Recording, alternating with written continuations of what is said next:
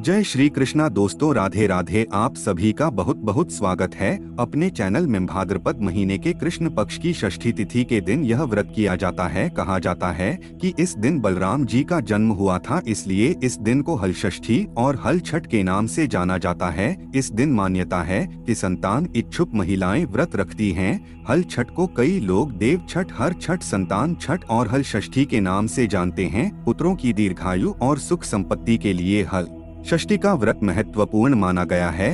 हल षष्ठी से जुड़ी 6 कथाएं प्रचलित हैं। आमतौर पर 6 कहानियां एक साथ नहीं मिलती है, जिनको व्रत में सुनना बेहद जरूरी माना जाता है। तो चलिए हल षष्ठी की पहली कथा को सुनते हैं। एक बार द्वापर युग में धर्मराज युधिष्ठिर और भगवान श्री कृष्ण एक ही स्थान पर विराजमान थे। तब धर्मराज युधिष्ठिर बोले कि हे भगवान, इस जगत में पुत्र प्राप्ति की मनोकामना पूर्ण करने वाला कौन सा व्रत उत्तम है? तब भगवान श्री कृष्ण बोली, हे राजन, हल सृष्टि के समानोत्तम कोई दूसरा व्रत नहीं है। युधिष्ठिर बोली, हे महाराज, यह व्रत कब और किस प्रकार प्रकट हुआ? श्री कृष्ण बोले, हे राजन, मथुरापुरी में एक राजा कंस था।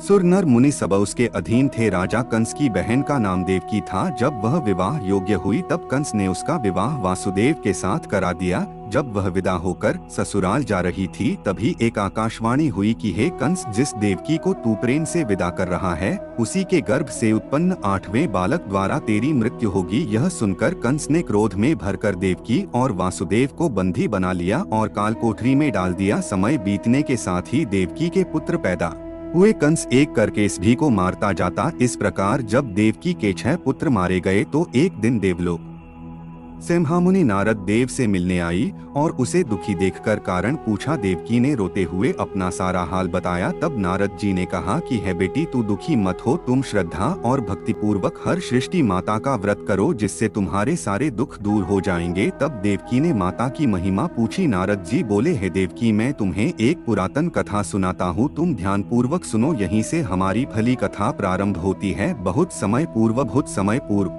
चंद्रवर्धन का एक प्रतापी राजा था, जिसका एक ही पुत्र था। राजा ने नगर के समीप एक तालाब खुदवा था, परंतु उसमें जलन ही रहता था। कितना भी जल भरा जाए तुरंत ही सूख जाता था। जलहीन तालाब को देखकर नगरवासी राजा को कोसते थे। राजा सदैव दुखी रहते थे और कहते थे कि मेरा धन और धर्म दोनों नष्ट हो गया। एक दिन स्वप्न में वरुण देव ने राजा से कहा कि हे राजा, यदि तुम अपने पुत्र की बलि दोगे तो तालाब जल से भर जाएगा। प्रातः काल राजा ने स्वप्न की बात दरबार में बताई और कहा कि मैं अपने इकलौते पुत्र का दान नहीं कर सकता हूँ, चाहे तालाब में पानी रहे या ना रहे। राजा की बात सुनकर राजकुमार बोला, मैं स्वयं अपनी बलि दे दूंगा, क्योंकि मेरे बलिदान से पिता का सुयश बढ़ेगा तथा जनता को सुख मिलेगा। यह कहकर राजकुमार स्वयं तालाब की तलहटी में जाकर बैठ गया और उसके प्रभाव से तालाब तत्काल जल से भर गया। उसमें कमल के पुष्प खिल गए तथा सभी जल जंतु बोलने लगे। राजा ने यह समाचार सुना और दुखी होकर वन को चला गया। वन में 5 स्त्रियां हर षष्ठी माता की पूजा कर रही थी। राजा द्वारा व्रत विधि पूछने पर स्त्रियों ने माता की महिमा का वर्णन करा, जिसको सुनकर राजा वापस लौट आया और रानी से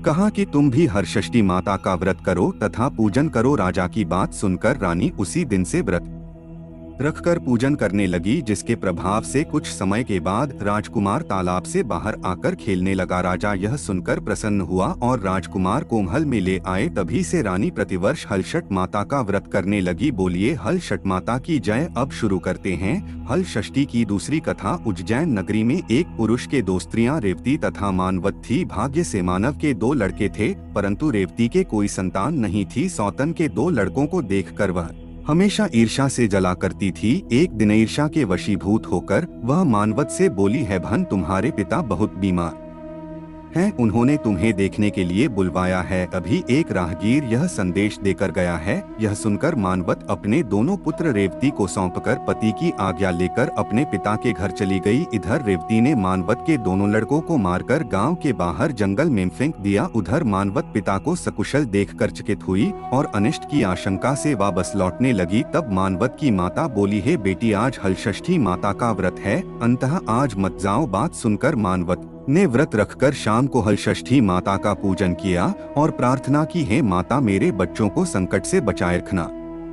तथा दीर्घ आयु करना। दूसरे दिन वह माता पिता को प्रणाम करके अपने घर को चली। गांव के बाहर अपने दोनों बच्चों को खेलता देखकर सोचने लगी कि मेरे बच्चों को यहाँ कौन लाया। तब बच्चों ने कहा कि हमें तो माता रेवती ने मारकर यहाँ फेंक दिया था, लेकिन शाम काल में देवी माता आकर हमें जीवन दान दी गई। इसे हल शष्ण माता की कृपा मानकर मानवत ने माता का गुणगान किया और अपने घर को आई। गाँव की सभी स्त्री सुनकर आश्चर्य के करने लगी और उसी दिन से सभी हलषष्ठी माता का पूजन तथा व्रत करने लगी। बोलिए हलषष्ठी माता की जय। इसी के साथ हम हलषष्ठी माता की तीसरी कथा को सुनते हैं। प्राचीन काल में एक ग्वालिन थी जो गर्भवती थी और जिसका प्रसव काल अत्यंत ही नजदीक था। एक तरफ वह अपनी प्रसव पीड़ा से बहुत व्याकुल थी और उसका मन गाय भैंस का दूध बेचने की तरफ लगा हुआ था। उसने सोचा कि यदि मेरा प्रसव हो गया तो फिर यह दूध और दही आदि सब बेकार चला जाएगा। इसलिए वह फटाफट उठी और उसने सिर पर दूध दही की मटकी रखी और बेचने के लिए गांव की तरफ चल दी। रास्ते में वह किसी बनबरी यानी कांटे वाली पे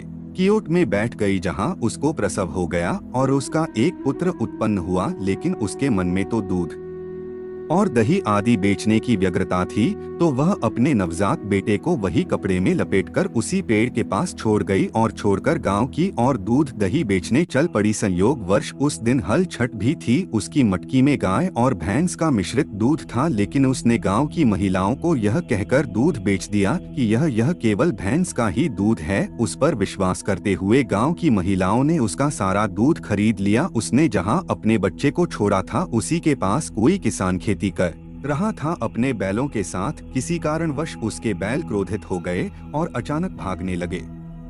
भागते हुए बैलों का हल उस बालक को लग गया और उसकी वहीं पर मृत्यु हो गई। बच्चे को मरा हुआ देखकर किसान बहुत दुखी हो गया। उसने उसी पेड़ के कांटों से बच्चे के पेट को टाका लगा दिया और उसको घटनास्थल पर छोड़कर चुपचाप चला गया। इसी बीच अपना सारा दूध बेचकर जब वह ग्वालिन पहुंची तो उसने अपने बच्चे को मरा हुआ देखा तो प्रलाप करने लगी और मन ही मन अपने आप को कोसने लगी कि आज मैंने असत्य बोलकर गांव की महिलाओं को अपना सारा दूध दिया। इसी असत्य संभाषण के कारण ही मेरे इस नवजात पुत्र की मौत हो गई है। उसके मन में आया कि मुझसे तो यह बहुत बड़ा पाप हो गया है, इसलिए मुझे गांव वापस जाकर वहां की महिलाओं को अपनी गलती के विषय में बताना चाहिए और उसने माफी मांगनी चाहिए। यह सोचकर वह गाँव में वापस गई और वहाँ की महिलाओं को अपनी गलती के लिए माफ करने की प्रार्थना कर कहने लगी। महिलाओं ने जब उसकी व्यथा सुनी तो उन्होंने उसे माफ कर दिया और आशीर्वाद दिया।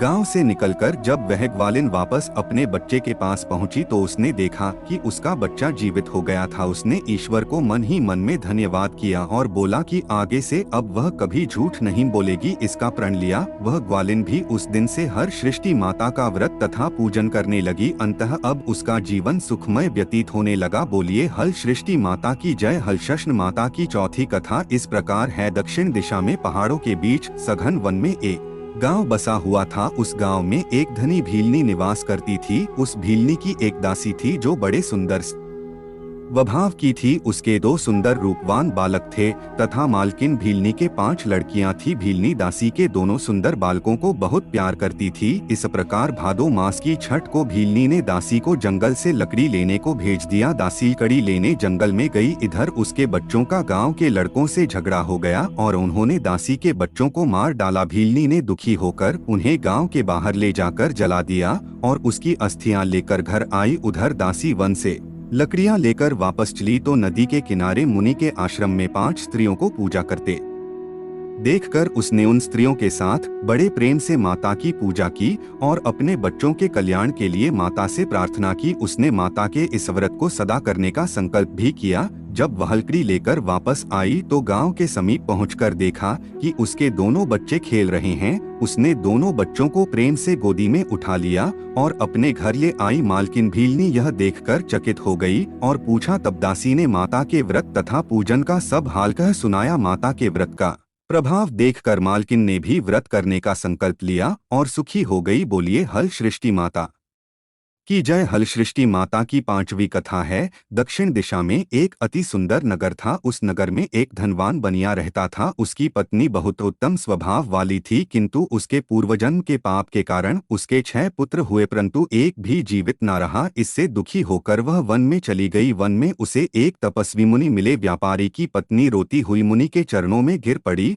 और मुनि के पूछने पर अपने दुख का कारण बताया। मुनिराज ने ध्यान लगाकर उसके बालकों को वरुण, कुबेर और इंद्रलोक में खोजा, परंतु बालक नहीं मिला। तब वह समाधि लगाकर ब्रह्मा लोक गए। वहां वह बालक दिखाई दिए। मुनि ने कहा, हे बालक, तुम्हारे वियोग में तुम्हारी माता मृत्यु लोक में तड़प रही है, इसलिए तुम मेरे साथ चलो। यह सुनकर बालक बोला, हे मुनिराज, मैं कई बार गया और वापस आया हूँ। अब गर्भ के दुख से मैं दुखी हूँ, अतः अब मैं नहीं जाऊंगा। मुनिराज ने उसे बहुत समझाया, परंतु वह तैयार नहीं हुआ और मुनिराज से बोला, मेरी माता से कहना कि वह मुझे पाने के लिए हल सृष्टि माता का व्रत करे और व्रत के प्रभाव से मेरे उत्पन्न होने पर मेरी पीठ पर पोता से प्रहार करें, तो इस क्रिया से मैं दीर्घ आयु हो जाऊंगा। यह सुनते ही मुनि की समाधि खुल गई और उन्होंने सामने बैठी व्यापारी की पत्नी को पुत्र का संदेश कह सुनाया। वह संतुष्ट होकर घर वापस आई और समय आने पर हल सृष्टि व्रत किया। पुत्र रत्न उत्पन्न होने पर उसने पूजा के अंत में बालक की पीठ पर पोता मारा, जिसके प्रभाव से वह दीर्घ आयु हो गया। अब वह वर्णिक पत्नी के सदैव हल सृष्टि माता के व्रत करने का संकल्प लेकर सुखपूर्वक जीवन व्यतीत करने लगी। बोलिए हल सृष्टि माता की जय। यह कथा हल सृष्टि माता की अंतिम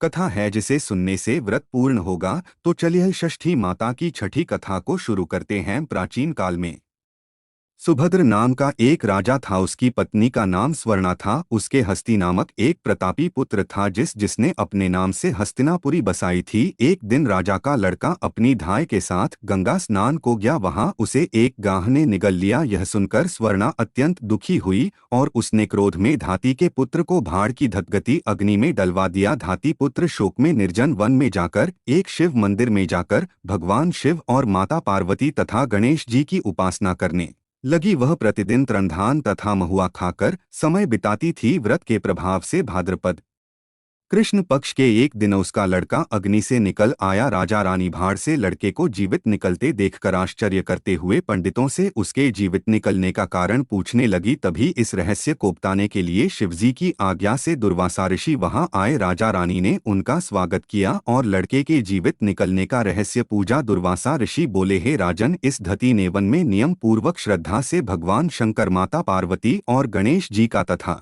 स्वामी कार्तिकेय जी का पूजन किया था। इसके प्रभाव से ही इसका लड़का जीवित हो गया है। आप भी यह व्रत करें। राजा रानी दुर्वासा ऋषि को विदा करके धती पुत्र के पास गए। उन्हें वहां कुछ पर बैठे पलाश के नीचे शिवजी का पूजन कर देख उसे अपनी मां धाती से मिला दिया। धाती ने राजा को बताया कि आपसे भयभीत होकर जिस दिन से मैं वन में आई थी, तब से केवल वायु भ्रमण करते हुए शंकर भगवान, पार्वती माता, गणेश जी और कार्तिकेय जी की पूजा में लगी रहती थी। एक दिन रात्रि में शिवजी ने स्वप्न में कहा कि तुम्हारा लड़का जीवित है, क्योंकि तूने श्रद्धा सहित व्रत पूजन किया है। तुम्हारी रानी भी इस व्रत को करें तो उसका लड़का भी मिल जाएगा था उसके और लड़के भी होंगे।